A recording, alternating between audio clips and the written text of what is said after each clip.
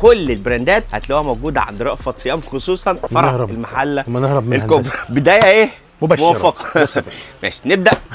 دخول في التفاصيل بشكل سريع. مصنع كساب. مصنع كساب. بدايه معانا مصنع كساب. طيب بص يا سيدي، مصنع كساب مصانع قطن انطلقت في شركه رأفت صيام انطلاقه سريعه جدا. ما شاء الله جدا جدا. طبعا الدخول في عالم الملابس الداخليه بيكون امر صعب. ليه؟ انت النهارده مش هتعرف تقنع المستهلك ان هو يغير نمط لبسه. بالك بقى مش الخارجي الداخلي.